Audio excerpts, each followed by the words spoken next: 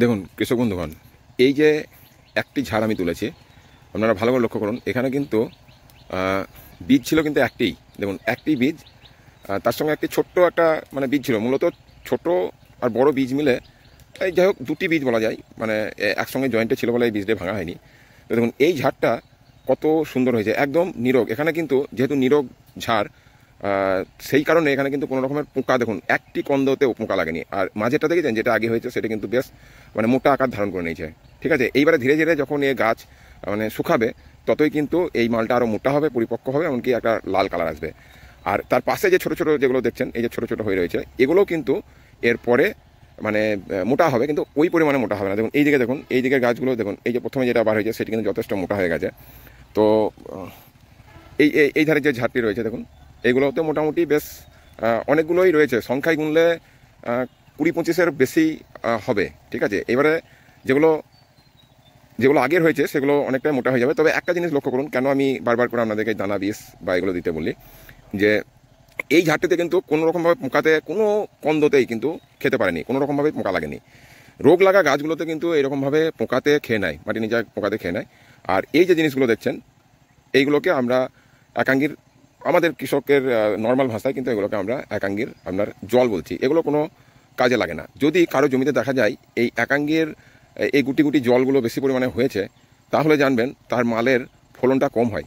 যেসব জমিতে এই জলের পরিমাণ কম হবে, যেসব ঝাড়ে, সেখানে মালের যে ফলন মানে মালটা অনেক বেশি পরিমাণে তৈরি হয়। তাহলে এই গেল আমার সেচ পদ্ধতি আর সেচ দেওয়ার সময়তে এই একাঙ্গি গাছ তুলে আপনাদেরকে আপডেটটা দেখালাম। বুঝেছেন, এই হচ্ছে আমার 2025-এর একাঙ্গির গাছ। ক্রিয়েটিভ ফার্মিংয়ে আপনাদেরকে স্বাগত জানাচ্ছি। তো দেখুন, আজকে আমি আমার জমির একটি গাছ তুললাম। দারুণ সুন্দর সুগন্ধ, এর নামই গন্ধশুদ্ধি। আপনারা পারলে এর গন্ধ মানে সুগন্ধ আপনারা অনুভব করতে পারেন। তো একটি ঝাড় আমি আজকে তুললাম, তো তুলে আপনাদেরকে দেখাচ্ছি যে কীরকম হয়েছে দানা, বা আগামী মানে আরও এখানে কি কি করা যেতে পারে, বা বিষয়টি কি হতে চলেছে সে নিয়ে আজকে আমি আপনাদেরকে বলছি। তো আমি ফ্রন্ট ক্যামেরায় আপনাদেরকে দেখাই। বেশি দেখুন, এটা হচ্ছে বীজ, এটা হচ্ছে মাদার বীজ। ঠিক আছে, এই মাদার বীজ থেকে এখনও কতগুলো গুটি তৈরি হয়েছে। দেখুন এই যে গুটিটি বেশ যথেষ্ট মোটা তৈরি হয়েছে। যখনই গাছটা শুকাবে বা স্বাভাবিকভাবে গাছটি মানে মরে যাবে, তখন এইটার সাইজ কিন্তু যথেষ্ট বেশ মোটাই লাগছে। মোটামুটি যেটা গণলাম, মোটামুটি 20-25টি কিন্তু আমি একাঙ্গির যে বীজ বা রাইজম সেটি কিন্তু আমি দেখতে পাচ্ছি। দেখুন এই সেই ঝাড় যেটি থেকে তুলেছি, এখনও কিন্তু নতুন পাতা বার হচ্ছে। যেগুলো নতুন হচ্ছে এইগুলোও কিন্তু আপনার মানে গুটি তৈরি হবে। ঠিক আছে, দানাটা ছোট হবে, কিন্তু পুরনো যে গুটিগুলো হয়েছে, মানে পুরনো যে দানাগুলো মানে মোটা হয়েছে আকারে, এইগুলো মোটা হবে। এখন আপনাদের মনে হতে পারে যে তাহলে এই দানাগুলো কি আরও মোটা হবে? অবশ্যই মোটা হবে।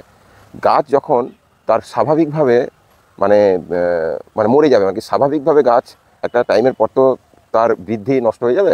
গাছের বৃদ্ধি যখন নষ্ট হবে, তখন কিন্তু এই একাঙ্গির যে দানাগুলো ভালো তৈরি হয়ে যাবে। ঠিক আছে, তো দেখুন সার দেওয়ার ক্ষেত্রে এই সময় অক্টোবর মাসে একটু সাবধানতা আপনারা মানে অবলম্বন করবেন। বিশেষ করে এই যে দানা জাতীয় গ্র্যানুয়েলস, যে আমার ডিএপি 10-26, এইগুলো থেকে একটু দূরে থাকুন।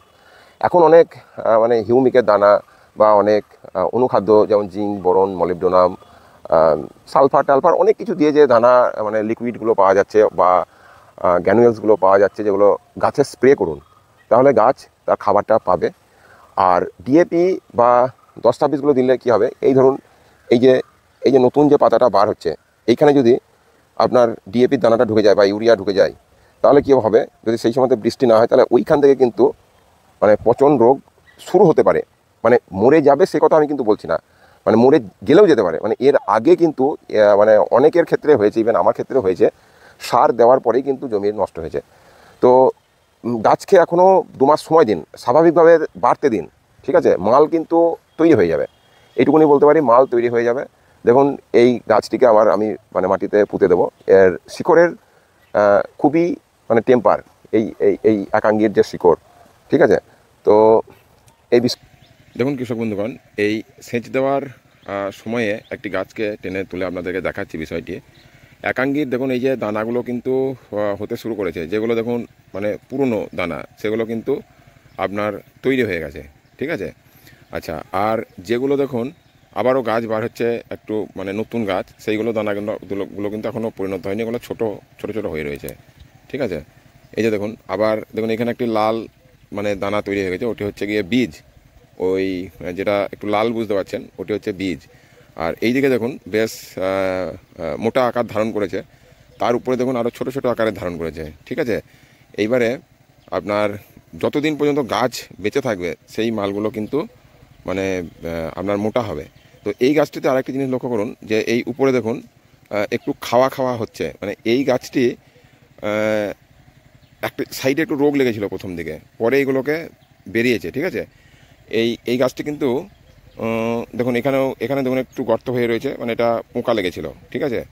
তো এই এই এই গাছটির পরে যে গাছগুলো বার হয়েছে সেগুলো কিন্তু বেশ এখনও ভালো রয়েছে, কিন্তু আগের যে গাছগুলো রয়েছে সেইগুলোতে কিন্তু দেখুন পোকাই একটু খেয়ে নিয়েছে।